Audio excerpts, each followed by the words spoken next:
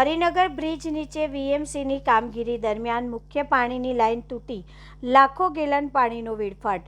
વડોદરા શહેરના હરિનગર બ્રિજ નીચે સાંઈબાબા મંદિર નજીક વડોદરા મહાનગરપાલિકાની કામગીરી દરમિયાન ગંભીર બેદરકારી સામે આવી છે.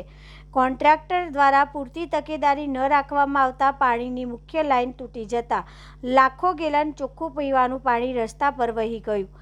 લાઇન તૂટતાની સાથે જોતજોતામાં રસ્તા ઉપર પાણી ફરી વળ્યું હતું અને મુખ્ય માર્ગો પર નદી જેવા દ્રશ્યો સર્જાયા હતા.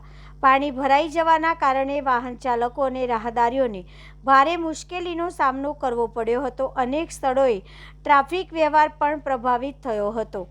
આ ઘટનાના કારણે હરિનગર સહિત આસપાસના અનેક રહેણાંક વિસ્તારોમાં પીવાના પાણીનો પુરવઠો ખોરવાઈ ગયો હતો. આકરી ગરમી વચ્ચે પાણીની સમસ્યા ઊભી થતાં સ્થાનિક રહેવાસીઓમાં ભારે રોષ જોવા મળ્યો હતો.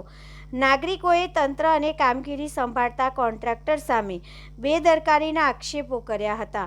સ્થાનિકોનું કહેવું છે કે શહેરમાં એક તરફ પાણીના પૂરતા દબાણ અને પુરવઠાની સમસ્યા છે, ત્યારે બીજી તરફ આવી બેદરકારીના કારણે લાખો ગેલન પીવાનું પાણી વેડફાઈ રહ્યું છે, જે ચિંતાજનક બાબત છે.